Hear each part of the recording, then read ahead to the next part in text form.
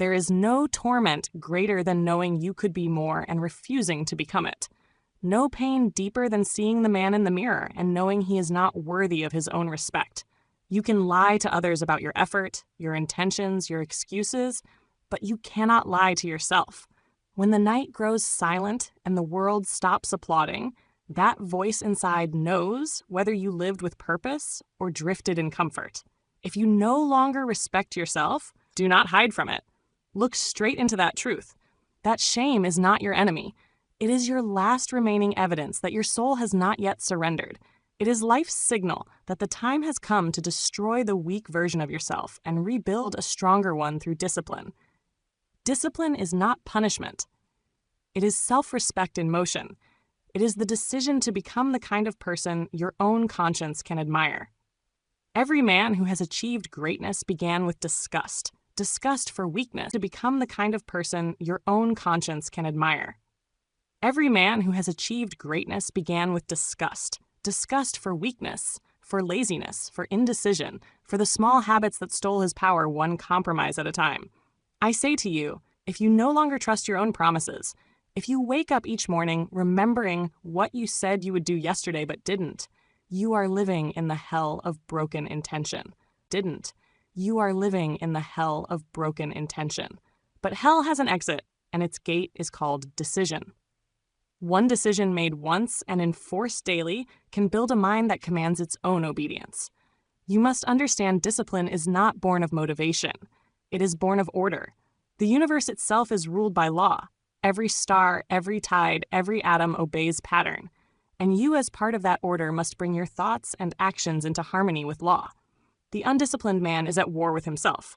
His hands betray his vision. His words contradict his faith. His desires consume his will, but the disciplined man is one.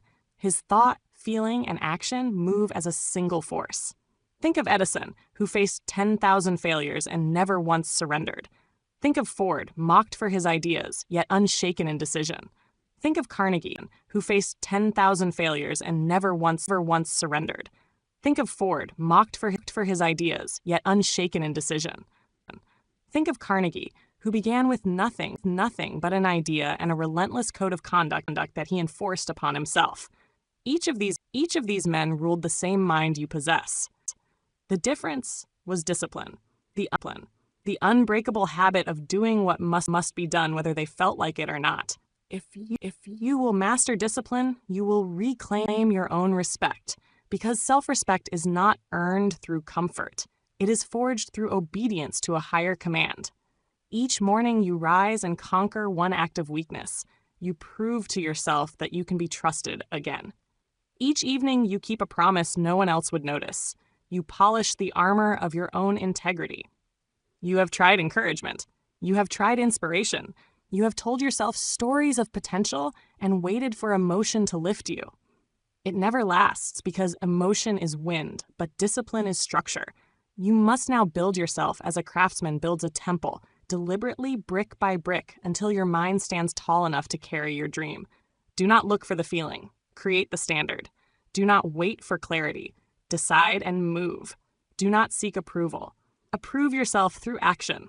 The man you respect, the man you wish you were, already exists in blueprint form within you. Every time you act, approve yourself through action. The man you respect, the man you wish you were, already exists in blueprint form within you. Every time you act with discipline, you draw him closer into reality. Every time you delay, you push him back into shadow. There are two men within you, one who obeys impulse and one who obeys purpose. Whichever you serve today becomes your master tomorrow. Understand this truth. You cannot hate yourself into greatness, but you can discipline yourself into love. The weak man believes he must first feel worthy before he acts. The wise man knows that action creates worthiness. Every small victory of self-control deposits new confidence into the soul until respect returns naturally, not as a gift, but as a consequence. It's new confidence into the soul until respect returns naturally, not as a gift, but as a consequence. Perhaps you are haunted by broken habits, wasted months, abandoned goals. Let the past burn.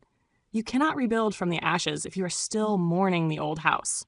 Begin again, not tomorrow, but now. Write your definite chief aim.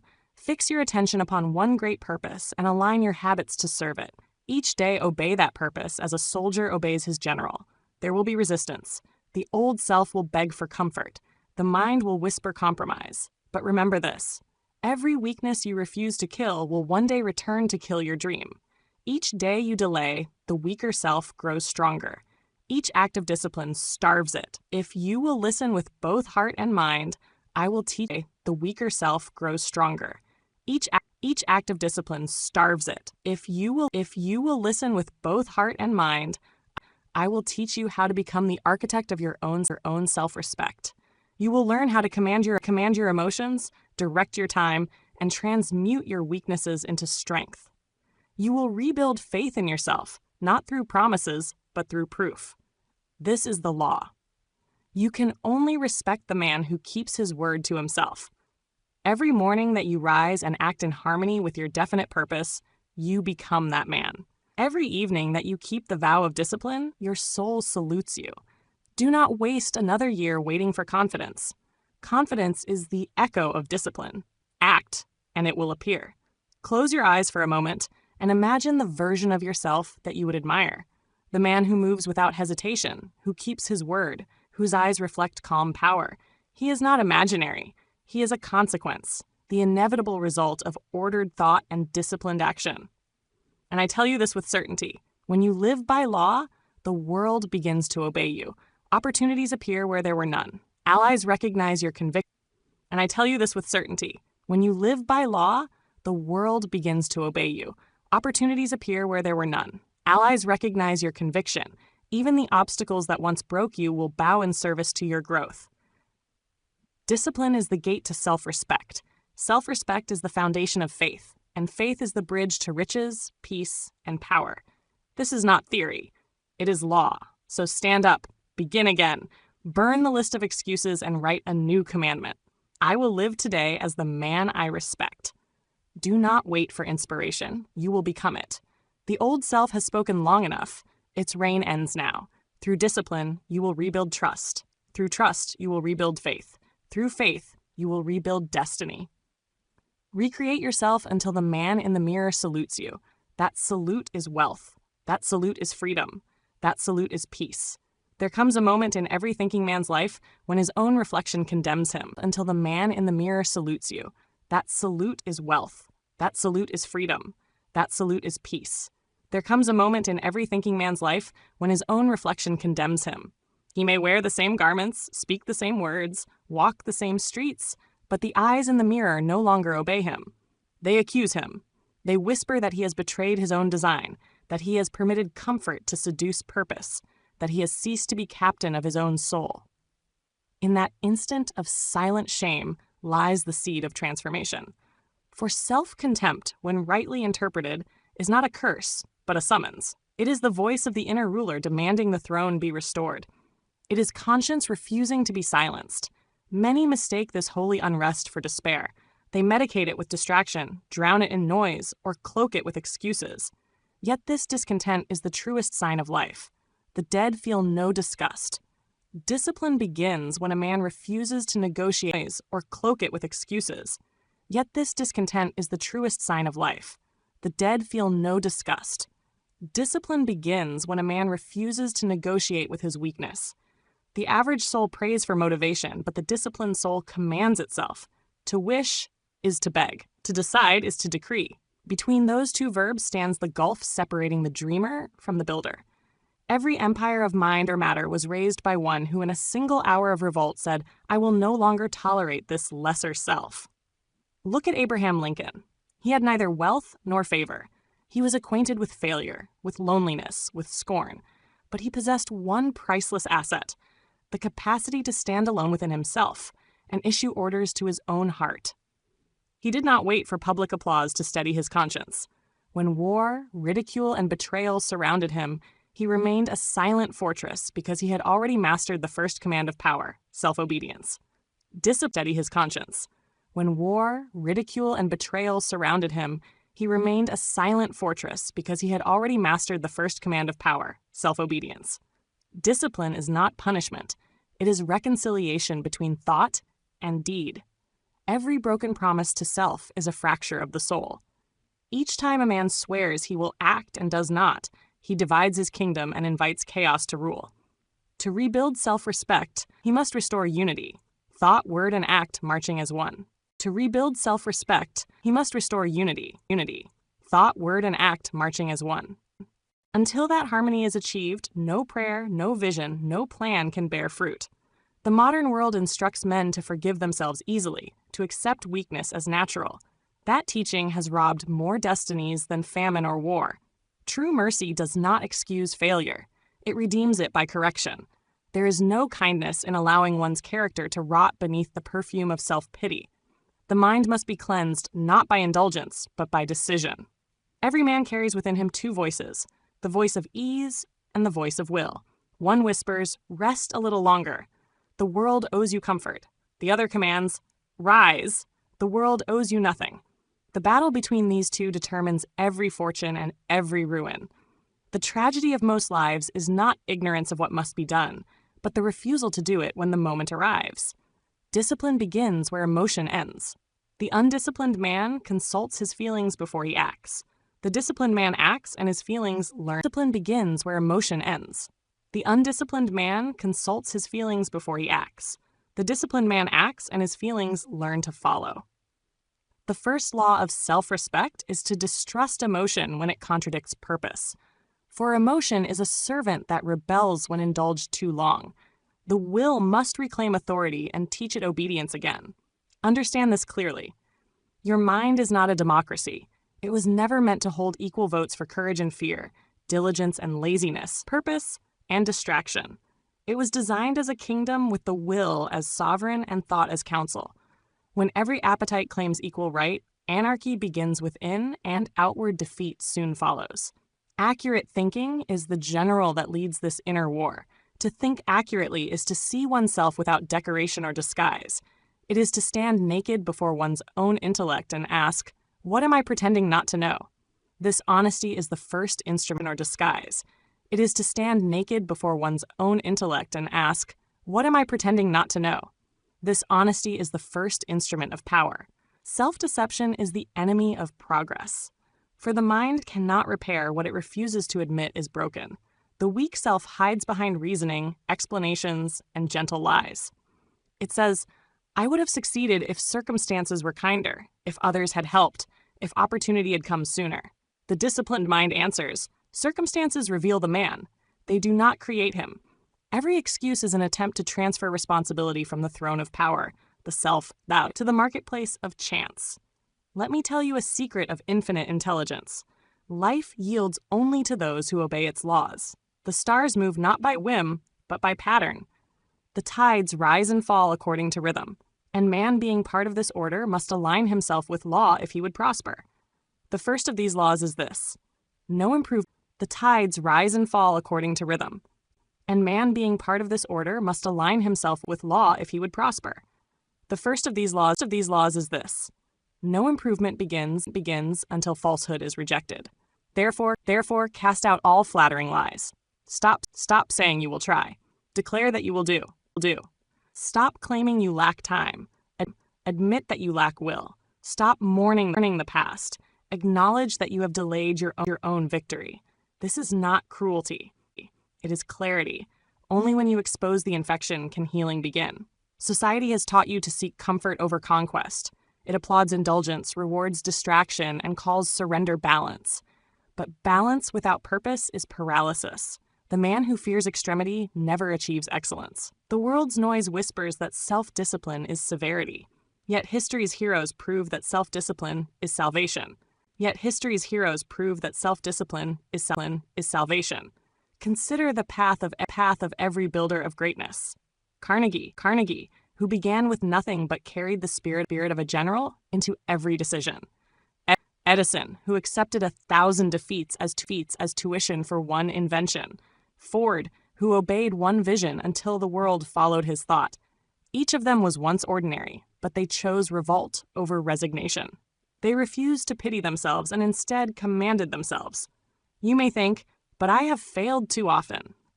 Then know this: every failure is proof that you are alive and still capable of victory. The only unforgivable sin against self is to surrender the attempt. The past is not a prison. It is a quarry from which you may carve wisdom. Discipline turns every regret into instruction. Now I ask you to perform your first act of self-command. Take paper and write your own code of self-respect.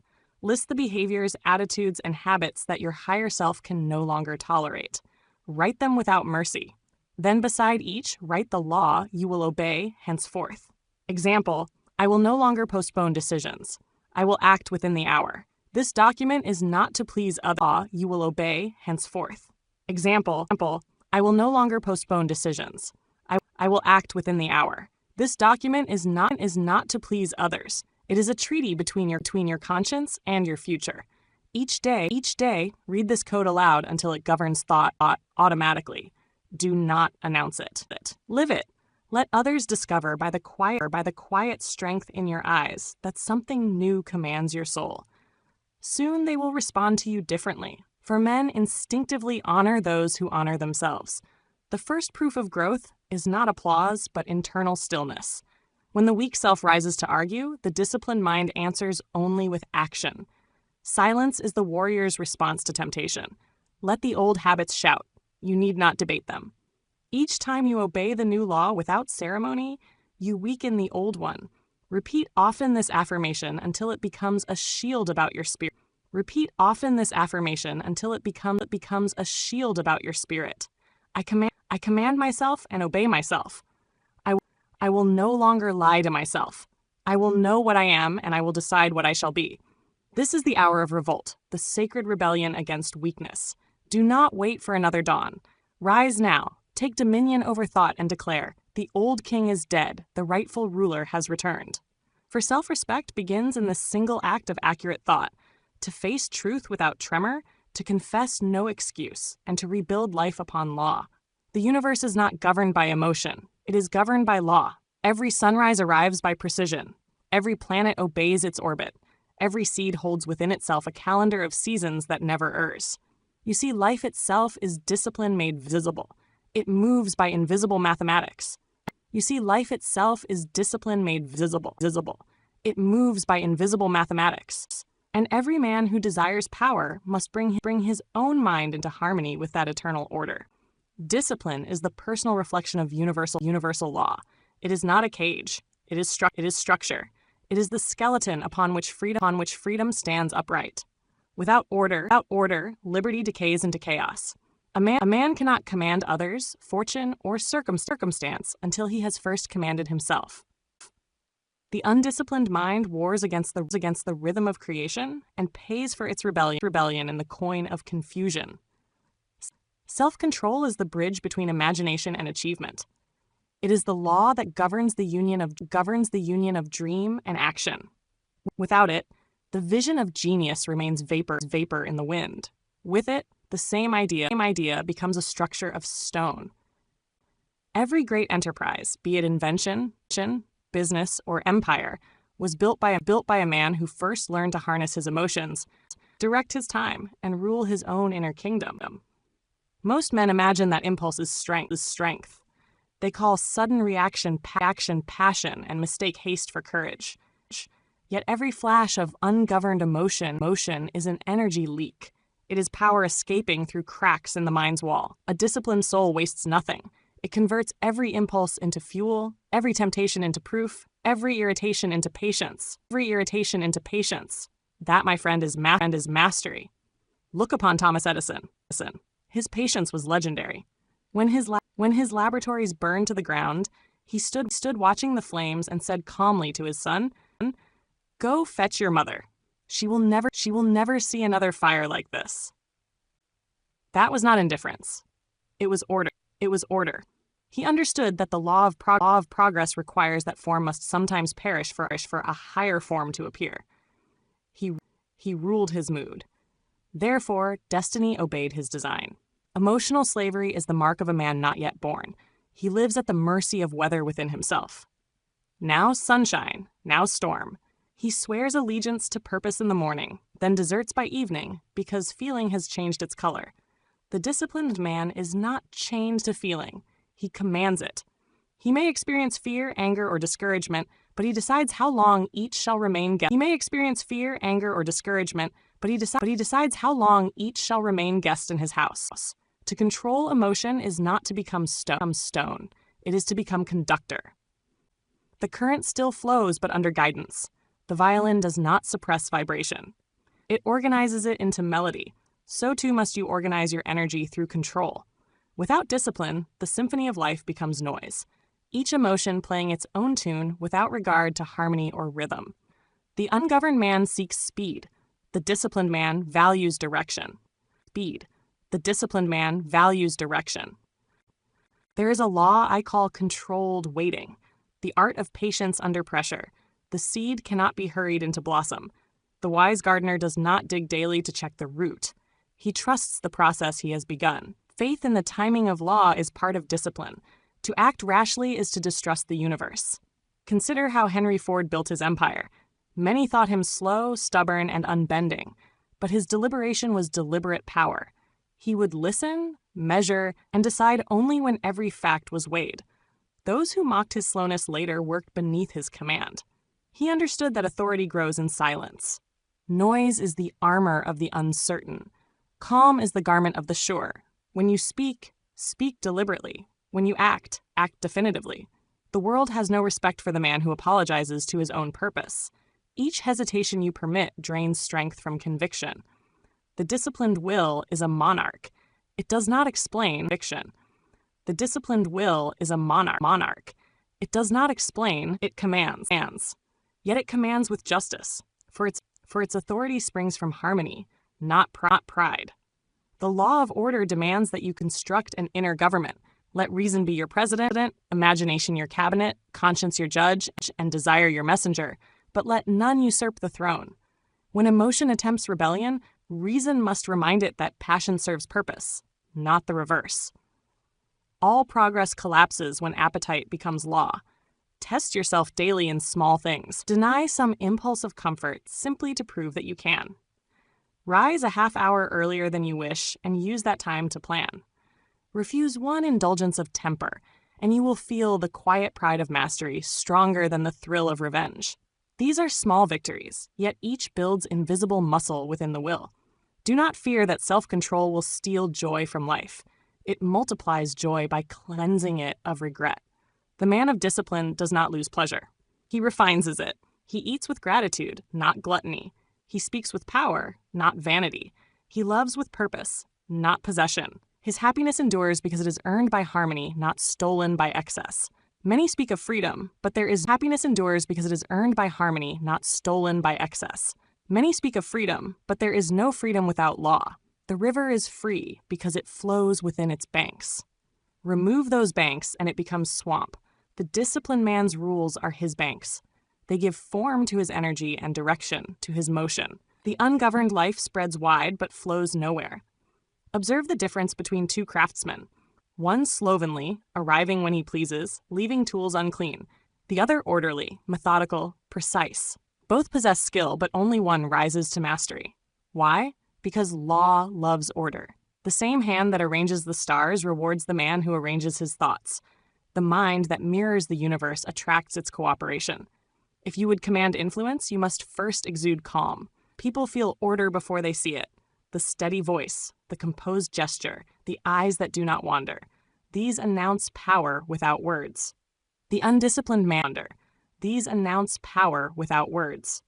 The undisciplined man may shout to appear strong, but strength never shouts. It simply is. As Ford once said, power is not noise, it is direction. There is an invisible dignity that comes from restraint. When you resist the urge to defend every criticism, you train the world to value your silence. When you master the urge to rush, you draw opportunity to meet you halfway. Order is magnetic.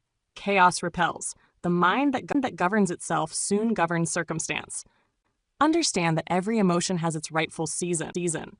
Anger, when governed, becomes courage. Fear, when examined, becomes caution. Desire, when disciplined, becomes creation. But left wild, these same energies destroy their master. You are not to master. You are not to kill emotion, but to train it. Harness its strength to pull the carriage of purpose. In moments of temptation, when impulse pulls you toward folly, repeat this command within. I am master of myself. I rule my moods. They do not rule me.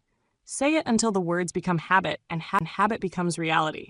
No tyranny can enslave the man who possesses inner government. The greatest victory ever won was not at sea or on land, but in the silent courtroom of conscience, where will conquered whim. The law of order extends beyond personal behavior. It governs speech. Words are seeds. The careless tongue scatters them to the wind. The disciplined tongue plants them in prepared soil. Speak less often, and when you do, let each syllable carry intention. A word spoken in order can move mountains. 1,000 spoken in confusion move only dust. There will come days when your patience will be tested, when progress seems invisible and reward far away. Remember then, nature pays always in full measure, but on her own schedule. The disciplined man trusts that schedule. He does not uproot his dream to see if it has sprouted. He tends, he waters, he endures. He knows that infinite intelligence does not reward chaos with success. To live in harmony with this great law is to live in peace. No storm of circumstance can destroy the man who has built his life upon order. When the world trembles, his foundation remains still. People will look to him as sailors look to the fixed star. His steadiness will become their compass. This is the true reward of self-control. Not applause, but authority born of peace. Make it your practice to end each day with brief accounting. Ask yourself, did I act according to order? Did I rule my tongue? Brief accounting. Ask yourself, did I act according to order? Did I rule my tongue? Did I fulfill what I planned? Such nightly judgment strengthens the inner government. A day examined is a day redeemed. The man who keeps internal records cannot drift far from the truth. Self-control is not achieved in a moment, but through repetition. As the muscles strengthen through resistance, so the will grows through the weight of daily discipline. Every time you overcome an impulse, you deposit confidence in the bank of your character. In time, that balance becomes wealth no thief can steal.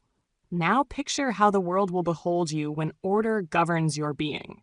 Your presence will calm the restless, inspire the timid, and command the disordered. Employers will trust you. Companions will seek you. Opportunities will gravitate toward you as iron to magnet. Why? Because law recognizes its own reflection. The disciplined man is kin to order itself. Repeat these affirmations until they shape your thought as rivers carve valleys. My mind is a realm of order. My will is law within me. I move by decision, not by impulse. I govern my words, my acts, my moods. I am calm under fire, patient in delay, deliberate in all things. The universe trusts the man who trusts himself. Remember, you cannot rule men until you have first ruled your own moods. You cannot direct enterprise until you have disciplined desire. You cannot direct enterprise until you have disciplined desire. You cannot bring peace to your house until you have subdued the tempest within your heart. The world yields not to brilliance, but to balance. So align your mind this day with the great cosmic law. Rise each morning and bring your thoughts to order before you touch the world. Keep your hours sacred, your duties exact, your conscience clean. For in a universe governed by order, the man of order becomes king. The mind, my friend, is the temple of destiny. Its doors must be kept open to light and barred against decay.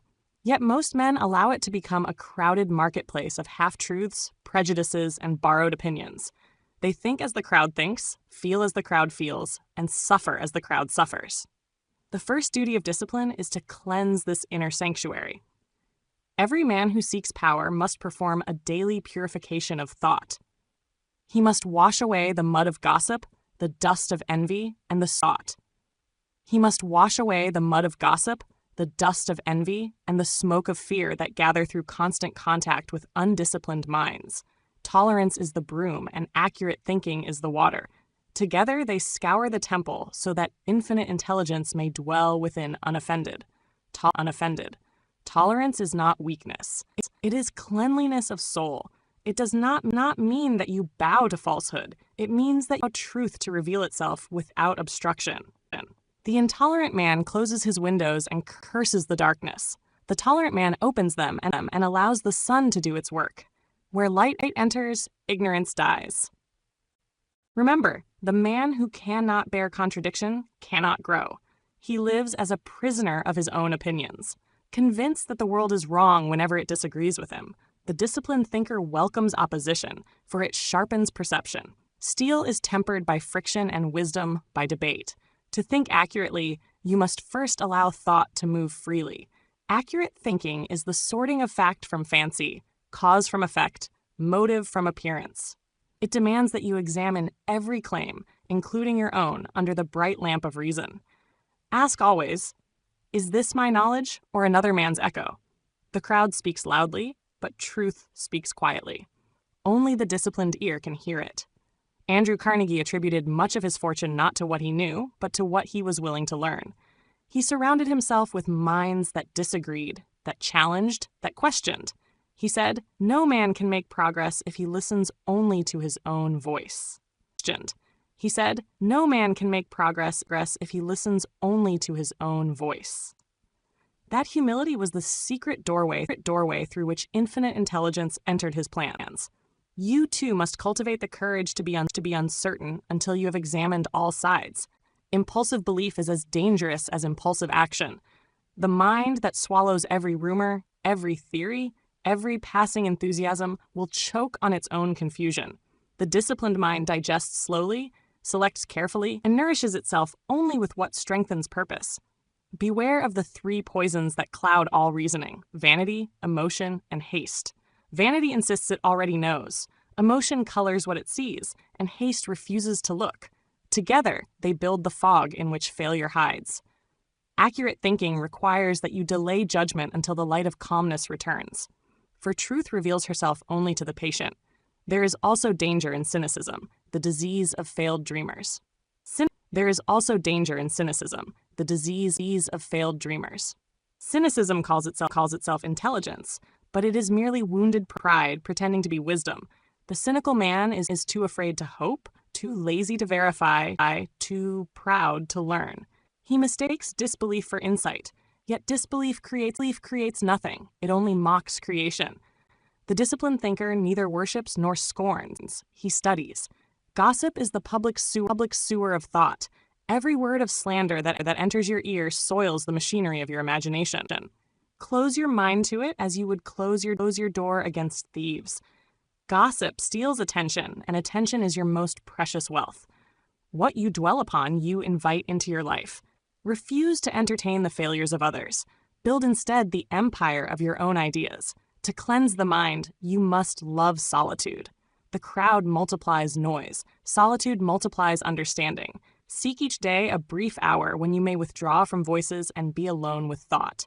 During this sacred appointment, review your plans, test your motives, and renew your faith in your purpose. The man who communes with himself grows rich in counsel. During solitude, question every belief that governs your conduct. Ask, did I choose this, or was it chosen for me by habit, custom, or fear? You will be astonished to discover how many opinions you wear that were stitched by other hands. Tear them away, and you will feel the cool wind of freedom upon your mind. Tolerance toward others begins with tolerance toward one's. You will feel the cool wind of freedom upon your mind. Tolerance toward others begins with tolerance toward one's own ignorance. Admit without shame that there are things you do not know. This confession is the first act of wisdom. The fool who must appear wise blocks the gate to progress. The disciplined student asks questions even when the world expects answers. To think accurately is also to think impersonally. The truth cares nothing for pride or preference. It yields to no sentiment. You must learn to separate the fact from the face that speaks it. A wise man will accept a gem even from the hand of his enemy. Refuse truth because you dislike its messenger, and you impoverish yourself. When confusion rises, practice this exercise. Take a sheet of paper and divide it into two columns. On one side, write facts known. On the other, assumptions. Force yourself to name which is which. You will soon discover how small the realm of certainty is and how vast the empire. Force yourself to name which is which. You will soon discover how small the realm of certainty is and how vast the empire of imagination pretending to be fact. This simple act restores humility and clears vision. Do not mistake tolerance for indecision. Once the evidence is weighed and motive tested, Act without fear. The open mind gathers knowledge. The decisive mind applies it. The greatest insult to truth is to recognize it and then ignore it. Let every discovery of right thought lead to immediate adjustment in behavior. That is the discipline of mental integrity. Consider how great thinkers of all ages have practiced this cleanliness of mind. Socrates declared that his wisdom consisted in knowing that he knew nothing. Lincoln said that he would change his opinion tomorrow if new evidence proved him wrong.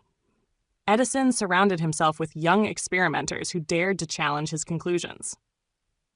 The greatest minds are the most flexible because they are the most disciplined.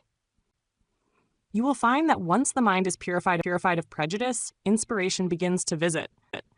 Ideas come more easily. Solutions appear with strange suddenness, and intuition becomes sharper.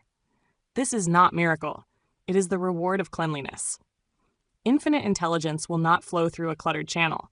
The pure mind becomes its chosen instrument. Remember always, intolerance closes the book of learning. The man who claims to have learned all things has already begun to decay. When a tree ceases to draw new sap, it begins to die. So too the intellect that refuses correction. Keep your mind young by constant curiosity. The day you lose interest in truth, you lose claim to greatness. The disciplined thinker guards the gates of his attention. He does not claim to greatness. The disciplined thinker guards the gates of his attention. He does not allow the trivial to enter.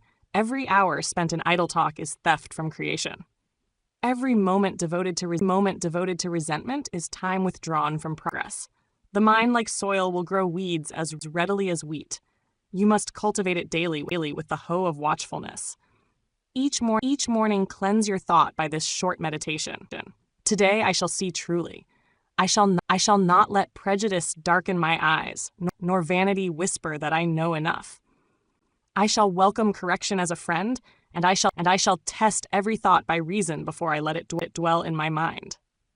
Repeat this until your very thinking becomes deliberate and pure. As your mind clears, you will notice how your judgment of others softens. You will cease to label, to condemn, to measure worth by appearance.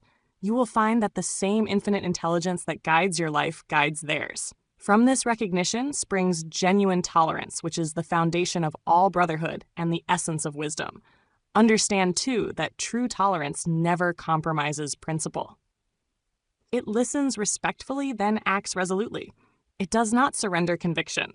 It merely refuses to hate. Hate clouds the intellect like smoke over a mirror.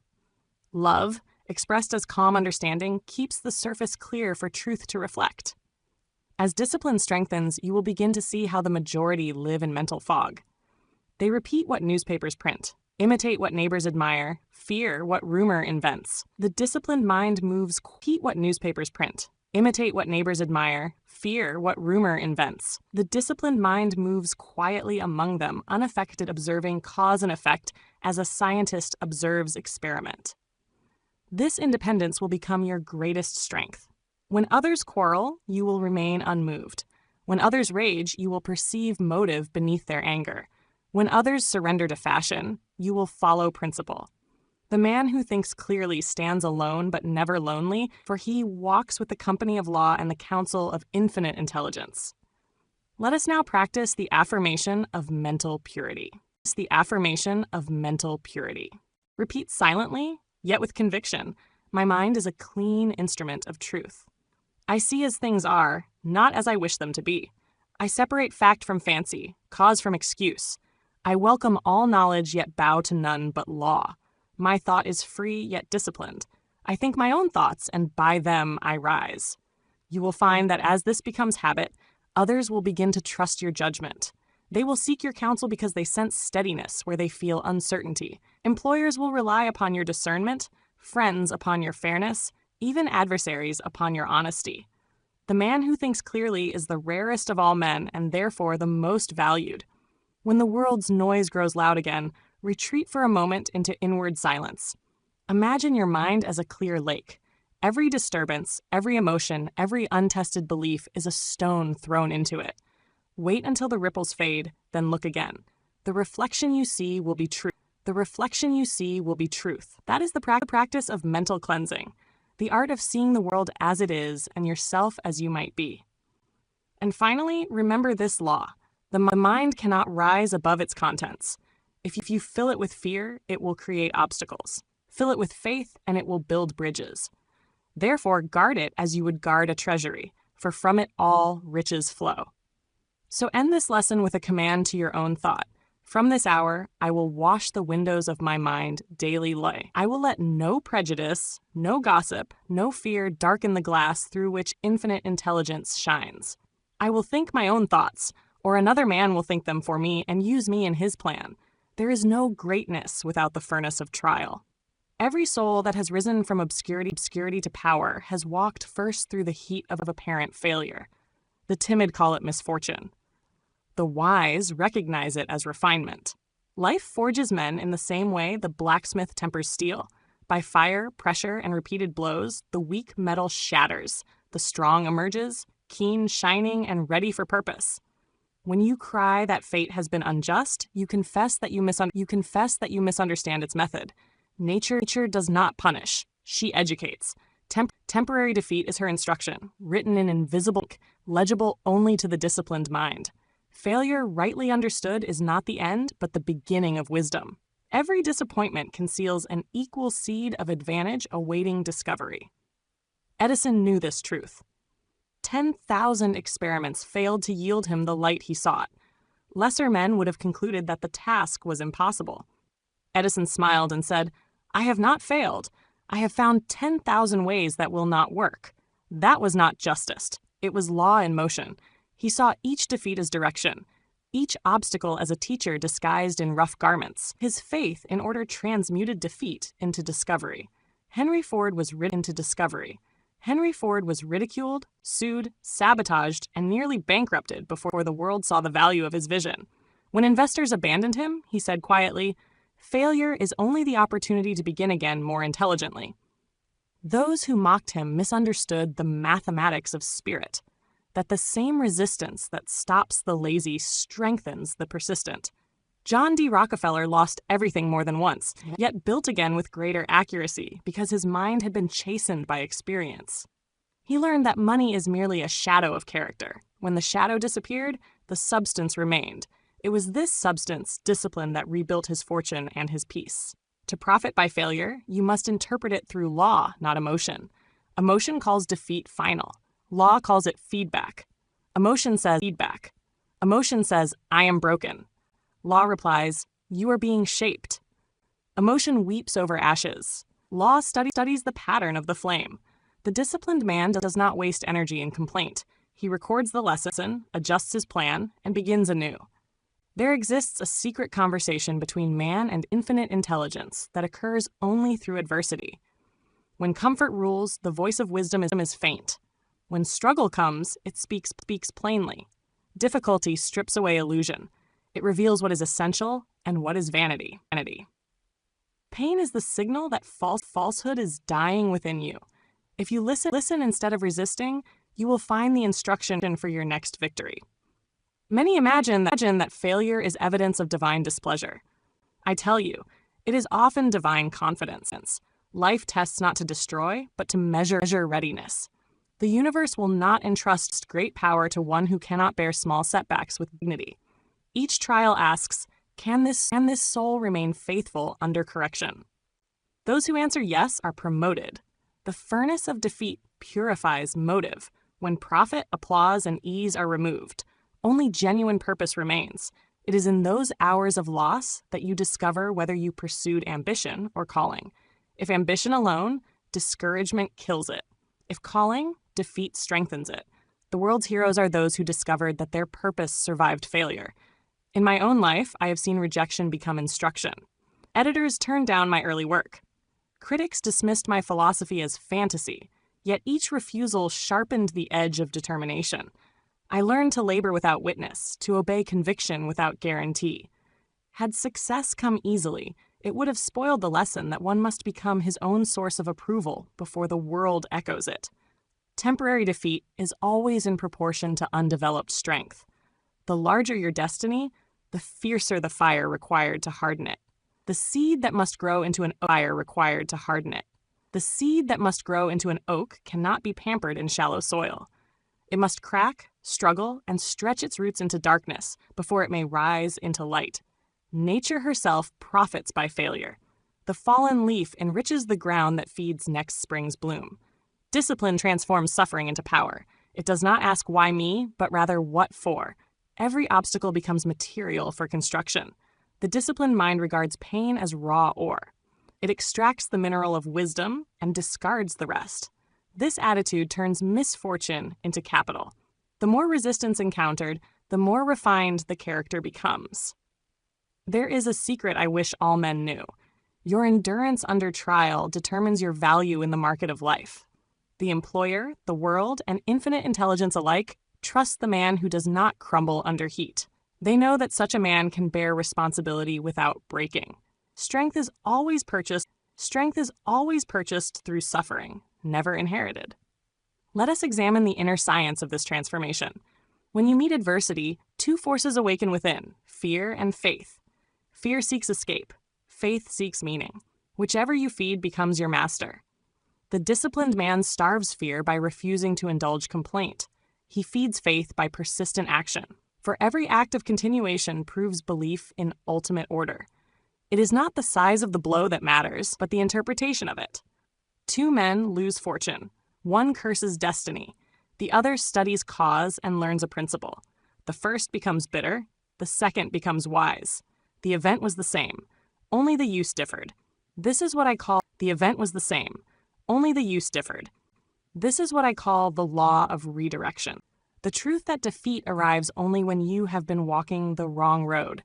Infinite intelligence often closes one door with thunder so that you will seek the quieter gate to your real purpose. To profit by failure, you must be still enough to hear that guidance. When the noise of self-pity subsides, insight appears like dawn after storm. The disciplined soul asks not, "Why has this happened to me?" but "What truth was I refusing to see until now?" You will notice that men of shallow purpose rarely recover from loss.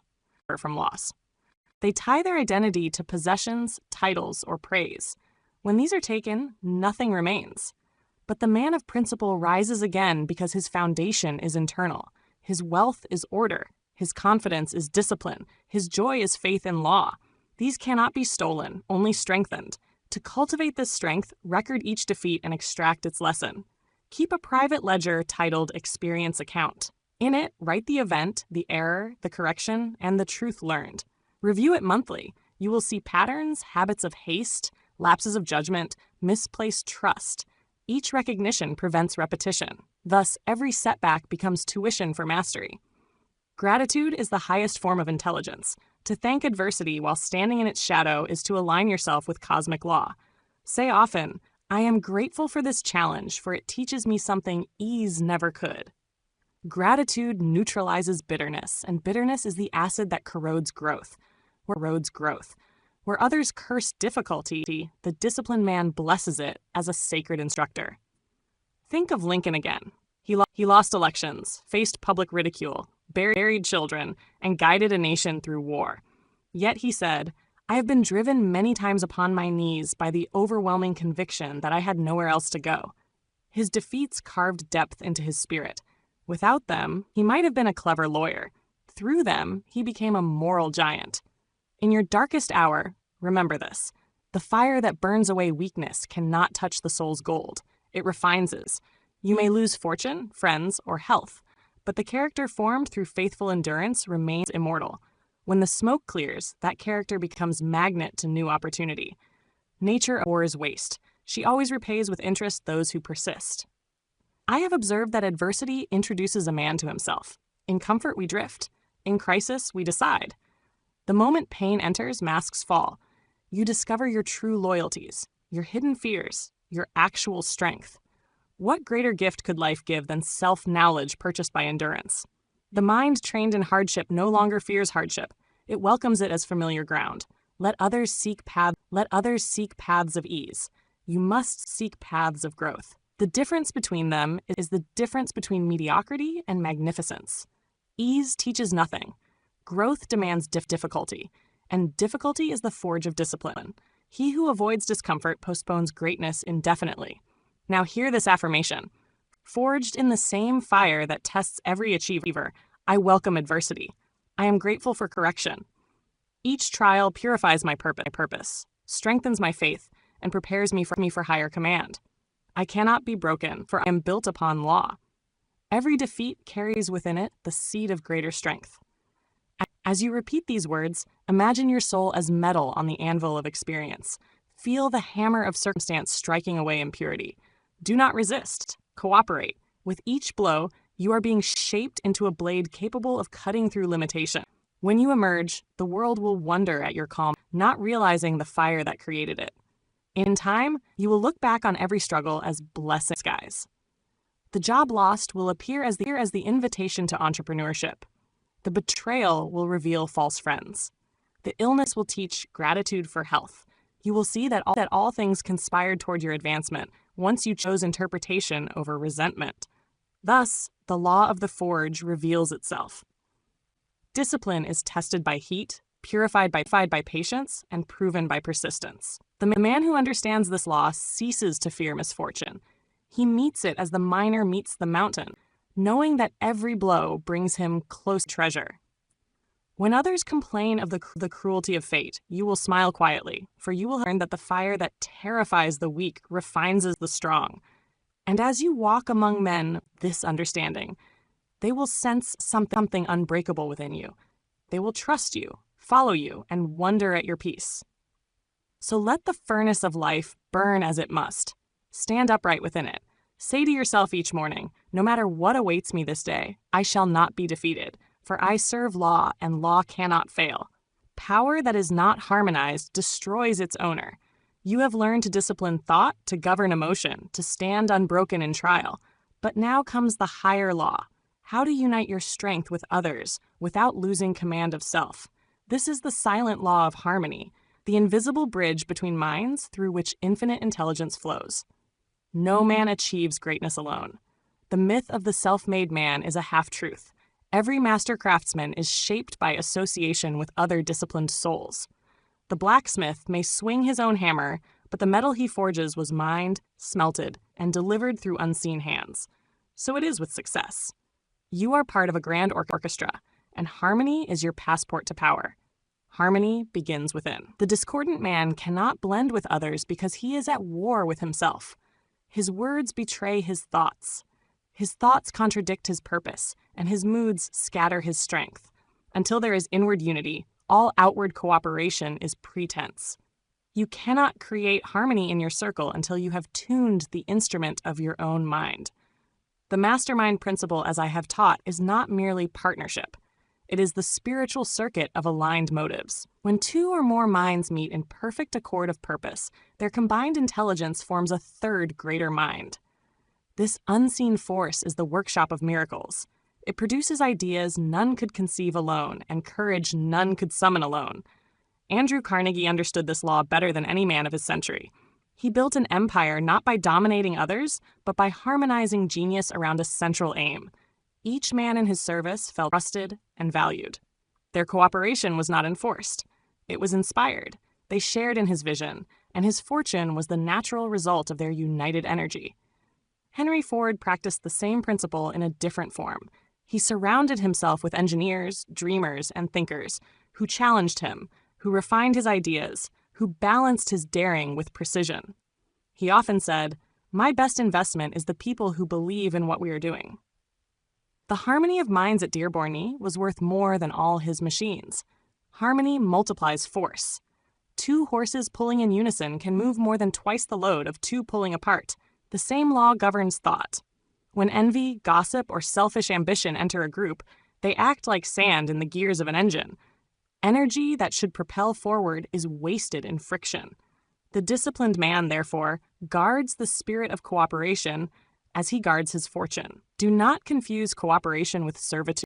True harmony does not require submission to error or surrender of principle. It demands only that motives be aligned toward a common constructive end. The disciplined thinker seeks mutual benefit, not domination.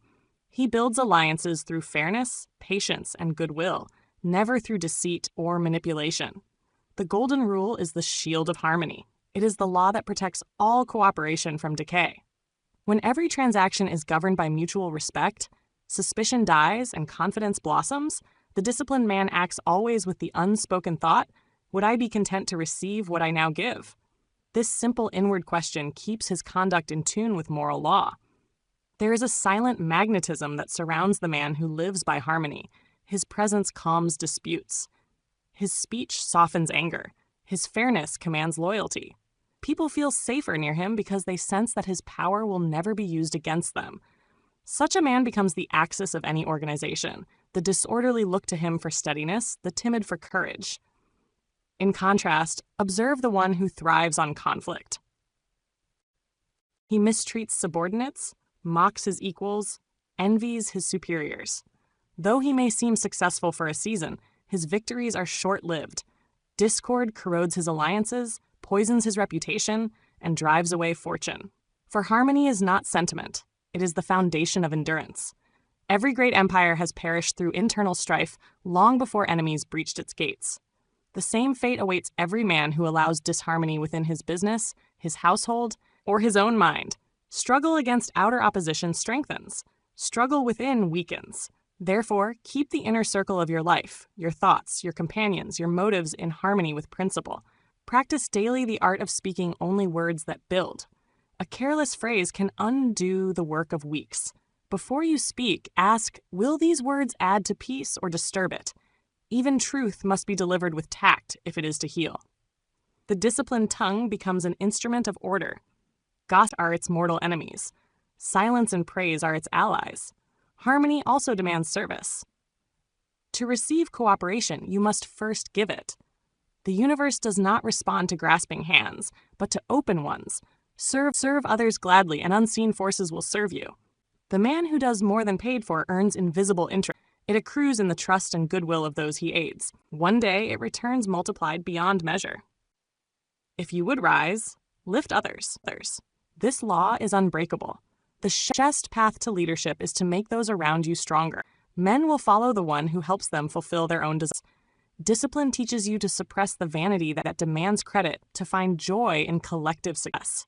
The river does not boast that it nourishes fields. It simply flows and is blessed for its constancy. Imagine yourself as a conductor of power. When you harbor resentment, the current weakens. When you speak kindly, it grows bright. Every generous thought expands your sphere of influence. Soon, opportunity begins to arrive through unexpected channels, introductions, favors, friendships, alliances.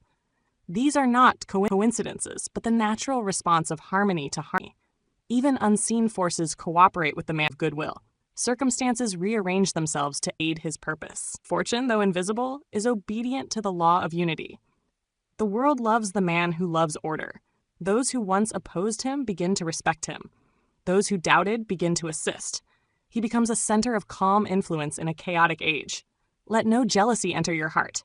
Envy is the enemy of harmony, the rust that eats success from within. When another prospers, bless him. His fortune proves that wealth is possible, not that it is stolen. Each man's triumph expands the field of opportunity for all. Gratitude for others' achievements draws kindred success toward yourself. At times, you may find yourself among minds that cannot yet understand this law. Remain peaceful. Do not quarrel with ignorance. Demonstrate truth by conduct. The light of a single steady mind can illuminate a room of darkness.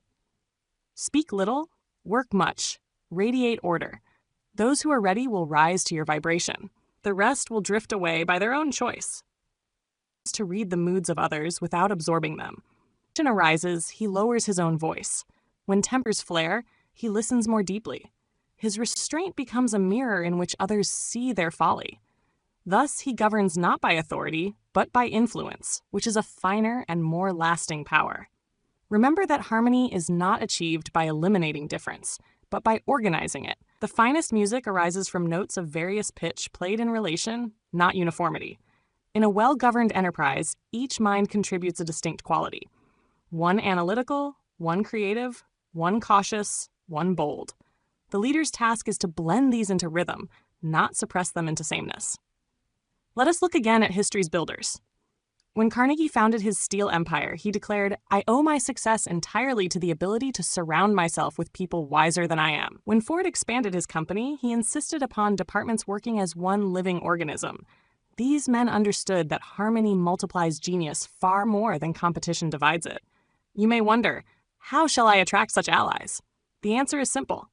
Become what. If you wish for generosity, be generous. If you crave wise counsel, be teachable. The law of harmony repays an exact kind. You cannot summon what you refuse to express. As your discipline matures, you will notice that solitude and cooperation are not opposites, but partners. Solitude refines as self. Cooperation extends it. You go inward to cleanse motive, then outward to serve purpose. The cycle repeats endlessly, drawing you closer to infinite intelligence, which itself is the perfect union of all forces and order. End each day by asking, did I contribute to harmony or disturb it? Did my words build or wound? Did I work for the good of all or only for myself? Such questioning polishes the mirror of character until it reflects only sincerity. The man who lives by these self-examinations never needs to defend his reputation. It defends him. Affirm often this truth. I am a builder of harmony. Power flows through me in peace. I attract whose hearts beat in rhythm with my purpose. I give before I ask, listen before I speak, understand before I judge. I am part of the great orchestra of life, and my note is steady, pure, and strong. As you live these words, notice how life itself begins to cooperate. Obstacles diminish, opportunities increase, relationships strengthen, even your body responds. Health improves, rest deepens, energy renews. Harmony is health to every level of being. Discontent burns vitality. Peace restores it. One day, as you walk through your world, you will sense that unseen powers move with you. The right person appears at the right moment. The needed idea arrives in silence. The impossible door opens without struggle. This is not luck. It is law. You have entered the rhythm of infinite intelligence, and its music now guides your steps. So let this be your vow to live henceforth as a creator of harmony. Speak with purpose, act with fairness, think with goodwill. Let your presence and your example instruct without words. For the disciplined man who lives by harmony becomes a quiet center of order in a noisy world, and to him, life gives its fullest cooperation. There is a secret power possessed by every great achiever, a power more valuable than talent, more enduring than fortune, and more commanding than circumstance. It is the ability to hold one thought, one purpose, one direction until that thought materializes in form. This is the discipline of direction, the power of controlled attention. Without it, the mind scatters like seed thrown on the plow that turns the world. The average man wanders from aim to aim, ruled by passing fancy. His days are fragments, his hours unmeasured, his mind like a compass needle spinning in storms of distraction. He touches many things lightly but masters none. Yet success bows only to the man who can say, "This I will do, and no wind shall move me until it is done." Such determination is not born of excitement, but of law. Concentration is the spiritual art of gathering scattered power. As the sun's warmth is mild until focused through a lens, so human energy remains weak until directed by definite purpose.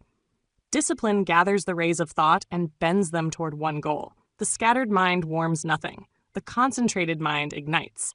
Every invention, every poem, every fortune, every civilization began in that fire. Henry Ford embodied this law.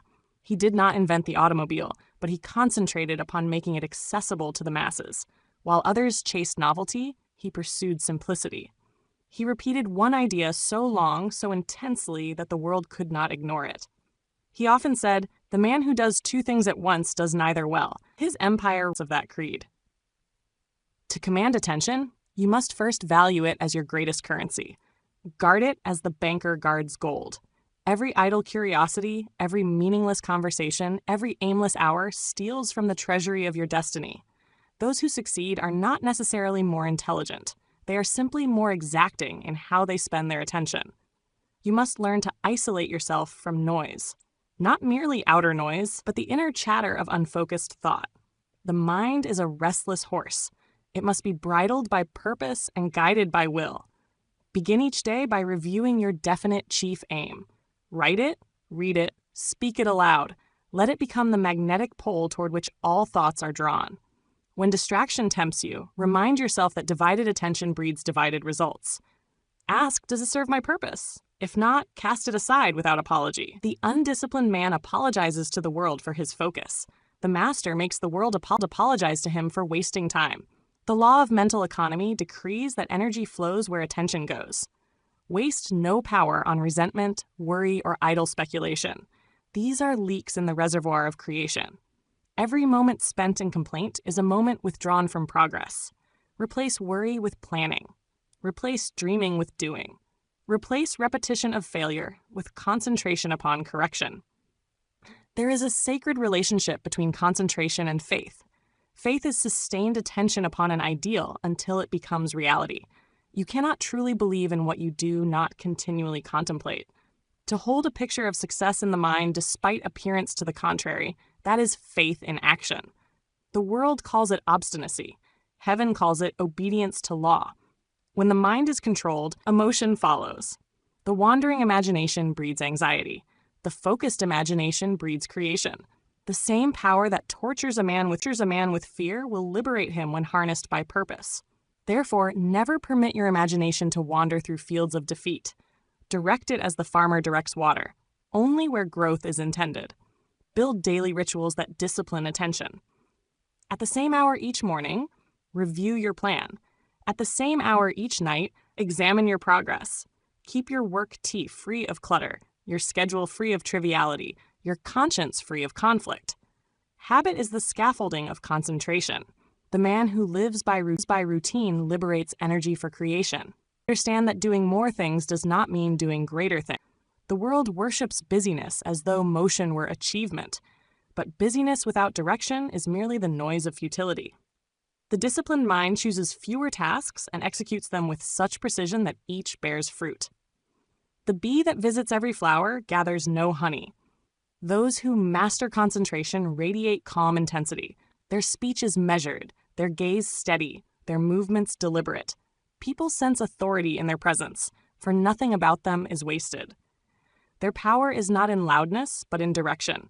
They are like rivers cutting through rock, slow, persistent, unstoppable. To strengthen concentration, practice intervals of silent focus. Sit quietly for 10 minutes each day and fix your mind upon a single object, a word, a goal, a principle. Refuse to let thought wander. At first, the mind will rebel. It will offer 1,000 excuses. Persist until it obeys. This simple exercise will in time give you more power than years of scattered effort. Controlled attention is also the secret of persuasion. The man who listens wholly when others speak wins more influence than the one who constantly argues. To listen is to give attention, and attention is the purest form of respect. Those who feel heard become loyal. Those who feel ignored become adversaries. The disciplined listener gathers strength from every conversation. Let us look again at nature's example. The seed in the soil directs all its energy toward the upward thrust. It does not attempt to grow in every direction. Because of this singleness of effort, it pierces the earth and reaches the sun. So must you direct your thought along one chosen channel. Scattering effort is spiritual suicide. The world is filled with brilliant failures, men of talent who lacked persistence of aim. They began a dozen enterprises, but abandoned each when novelty faded. Their lives are monuments to the tragedy of half-finished plans. Remember, the moment you change direction without cause, you dissolve momentum. Every restart costs more energy than continuation. Faithful concentration will test patience. There will be seasons when progress appears invisible, when results seem slow. This is natural law. Growth is often silent. A tree adds rings unseen until the woodcutter counts them. During such times, resist the temptation to quit or to divert attention to something new. Stay your course. The hidden roots are forming strength for the coming harvest. When temptation to drift returns, and it will, speak this affirmation. My thought is steady, my purpose one. I move in a straight line toward my aim. No wind of doubt shall alter my course. My attention is my wealth. My faith is my compass. My decision is my law. Repeat until conviction replaces confusion as concentration deepens. The world itself begins to adjust to your rhythm. Circumstances align. Opportunities present themselves. And people of like spirit appear seemingly by accident. But there are no accidents in a universe of order. Infinite intelligence responds to the intensity of directed thought as surely as iron responds to magnet. Be aware that the power of focus can also destroy when misused. A criminal may concentrate on theft as intensely as a saint upon service. Therefore, let your definite purpose always be rooted in constructive motive. Concentration divorced from morality breeds tyranny. Concentration wedded to virtue builds civilization. You will find that as you master this discipline, life becomes simpler. Decisions are easier because you measure everything against one criterion. Does it serve my purpose? Time expands. For the mind that moves in straight lines wastes none in circles. Energy increases because every act flows in the same direction. Peace deepens, for confusion is replaced by order. When others brag of multitasking, smile in silence. The arrow that strikes the mark was not divided, it was aimed. The mind that hits its target must live by the same rule. Concentration is the invisible bow. Discipline is the string. Faith is the arm that draws it back. Together they send thought flying through the air until it pierces matter itself. Do not boast of focus. Demonstrate it. Let your conduct be your signature. Work when others talk. Plan when others drift. Act when others hesitate.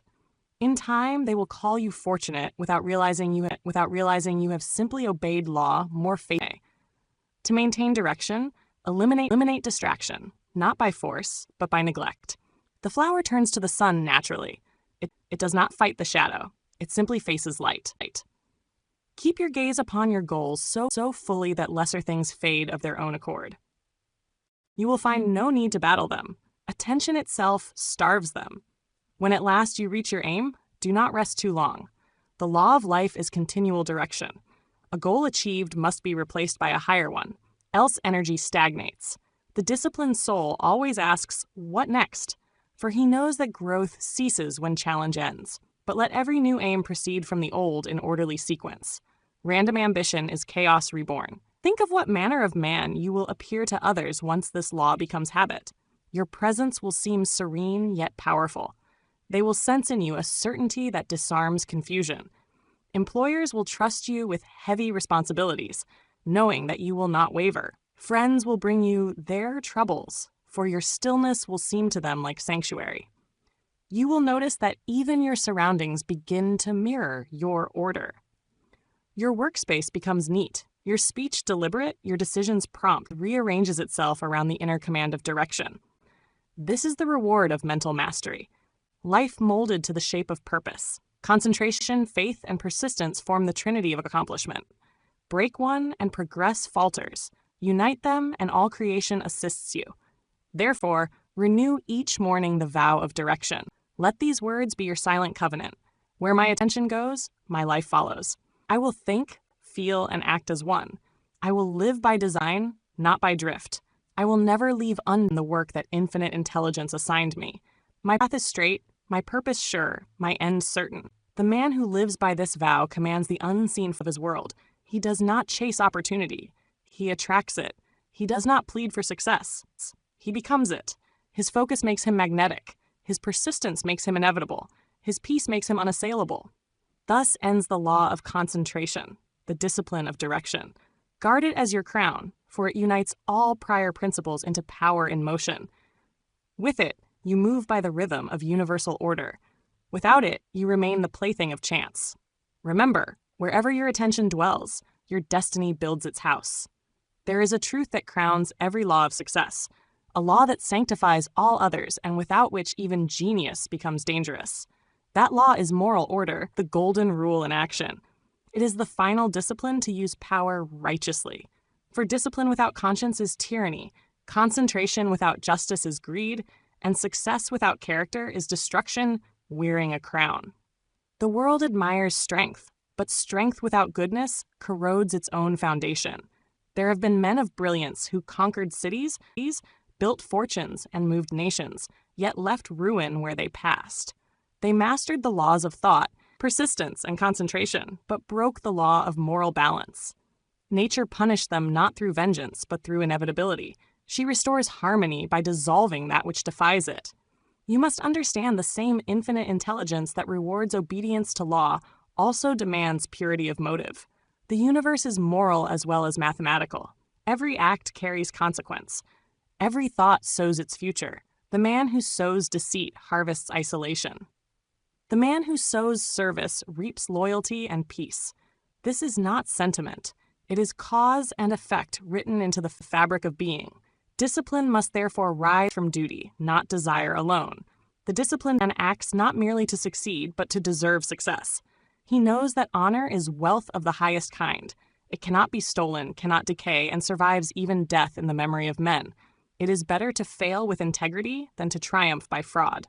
For moral failure costs more than fortune can repay. The golden rule is not a suggestion. It says, do unto others as you would have them do unto you. This principle operates whether you acknowledge it or not. Every injustice you commit writes itself into your future as a correction waiting to unfold. Every kindness you perform returns to you magnified through unseen channels. Life keeps exact accounts. Andrew Carnegie built immense wealth, yet his true monument is not steel. It is the libraries, the schools, the opportunities he left behind. John D. Rockefeller endowed hospitals and universities. Henry Ford raised the wages of his workers and gave them dignity through production. These men, having mastered worldly law, recognized service completes success. They sought not absolution, but balance, and balance brought peace. You too must find that equilibrium. Power gained through discipline must be tempered with passion. The disciplined mind can achieve wonders, but if its motive hardens into selfish ambition, it becomes like a sword without purpose, sharp but soulless. The disciplined heart directs that blade toward construction, never destruction. The secret of lasting peace lies in a clean conscience. When your motives are pure, your nights are tranquil. The man who cheats may sleep on silk, but his dreams are haunted. The man who serves may rest on straw, yet his heart is untroubled. Peace is the dividend of righteousness. No external success can replace it. Many fear morality, believing it weakens competitive power. They think compassion invites defeat. They are mistaken. The man who acts justly is trusted. The trusted man moves mountains. Integrity is invisible capital, credit extended by the universe itself. Every righteous act deposits energy in your spiritual account. Redeemable in opportunity, protection, and favor. The disciplined man must therefore make every act a gift. When you speak, let your words uplift. When you labor, let it benefit others as well as yourself. When you gain, let gratitude guide you. This continual circulation of good keeps power from stagnation. As blood nourishes by flow, so energy purifies itself through service. Observe the law of moral cause and effect. If you plant anger, you will harvest strife. If you plant fairness, you will harvest cooperation. Your outer world mirrors your inner. Treat your subordinates with justice, and they will defend your name. Exploit them, and they will undo you the moment opportunity arises. The wise man governs by example, not by fear. Selfish ambition collapses under its own weight. It grows heavy with deception, secrecy, and anxiety. But the man who lives by the golden rule moves lightly, for he carries no burden of guilt. His conscience is his compass. His faith is his armor. He advances through life as sunlight advances, unopposed, unhurried, unstoppable. The time will come when your discipline yields power you imagined. You will command respect, influence, perhaps even wealth. Then the final test begins, for power reveals character. The man who forgets the source of his strengths, who begins to believe himself the author instead of the instrument of law, will soon find the ground beneath him giving way. Therefore, remember always that your authority is borrowed. You are a steward of law, not its creator. Serve it faithfully, and it will continue to serve you. Misuse it, and it will withdraw its favor without warning. This is not punishment. It is balance restored. When temptation whispers that no one will know of your wrongdoing, recall this: you will know. And that knowledge will divide your mind, destroy your calm, and poison your will. A lie to another may be hidden. A lie to self never sleeps. Discipline means not only doing what is right under watchful eyes, but under the silent gaze of conscience. The disciplined man measures success not by applause, but by integrity. He does not ask, "What can I gain?" but "What can I contribute?" This inversion of motive transforms ambition into greatness. Wealth gained through service carries the blessing of peace. Wealth gained through exploitation carries the curse of fear. The first multiplies, the second decays. The man who serves others serves himself. For service is the rhythm of the universe. Every tree gives shade before asking for fruit. Every river nourishes before it drinks the sea. So too must you give to receive. If you would be powerful, empower. If you would first understand. If you would be loved, love. The golden rule is the blueprint of creation. Let me give you a vision of what this law will make of you. Imagine a man whose presence settles conflict, whose word is trusted even in his absence, whose hand uplifts the fallen, whose eyes see worth in all men. Such a man is rich in the coin that never tarnishes. His influence extends beyond his years. He extends beyond his years. He becomes a fixed star in the moral sky by which lesser souls find their way. This, my friend, is the final goal of discipline. Not wealth, not fame, but peace earned through obedience to moral law. The respect you sought at the beginning of this journey is now yours. Not because the world grants it, but because your own soul salutes you. The man in the mirror has become worthy of admiration. Let each day close with this reflection. Did I act today as I would wish to be treated? Did I leave any soul poorer, any heart wounded, any promise unkempt? If the answer brings discomfort, correct it before sleep. The mind that makes peace nightly with conscience awakens renewed and fortified. There is a quiet dignity in righteousness. It speaks without words, commands without noise, inspires without intention. Others will see in you something they cannot name, a presence, a certainty, a moral weight. They will feel safer in your company, and though they may not say it, they will measure themselves by your standard. That is true leadership, the leadership of character. Repeat often this affirmation until it becomes the rhythm of your thought. I am the servant of law, not its master. My power is pure because my motive is clean. I do unto others as I would have them do unto me. My word is truth. My act is service. My life is harmony. Through moral discipline, I am free from fear, free from guilt, free from regret. And as you live by this creed, you will notice the transformation. Your mind will rest without anxiety. Your body will renew without strain. Your affairs will prosper without deceit. You will draw to you allies of the same integrity, for virtue recognizes its own reflection. Even misfortune will soften its blows, for the universe protects the just. Understand now the complete circle of power. Thought disciplined by accuracy, emotion governed by self-control, mind cleansed by tolerance, will strengthened by failure, heart enlarged by cooperation, attention unified by direction, and motive purified by the golden rule. These are the 7 pillars upon which self-respect stands eternal. The journey began with shame and ends with serenity. You once sought to build a man you could respect. Now you have become him. You have learned that self-respect is not a reward, but a revelation, the natural state of one who lived in harmony with the law, the weak self that once ruled you on. In its place stands order, faith, and moral power. Close your eyes for a moment and behold the image of the man you are. His head is high, his gaze steady, his heart tranquil, his wealth is his integrity, his empire his conscience, his crown his peace. He walks quietly among men, unassuming yet unafraid, guided by a light that never flickers, the light of disciplined righteousness. Say now this final affirmation with all the force of your awakened will. Through discipline, I have rebuilt trust. Through trust, I have rebuilt faith. Through faith, I have rebuilt destiny. I respect myself because I act in harmony with law. The man in the mirror salutes me, and that salute is free. And that salute is freedom. That salute is peace. So end the teachings on discipline, self-respect, and the laws that govern both. Go forth not as one seeking approval, but as one yet through example. Live so that those who meet you feel nearer to their own higher self, for that is the truest form of wealth. Thank you for listening until the end of the video. If you found it helpful, hit subscribe so you won't miss the next business lessons. Share your startup idea in the comments. I'd love to hear your story and learn together. See you in the next video on Listen to Get Rich.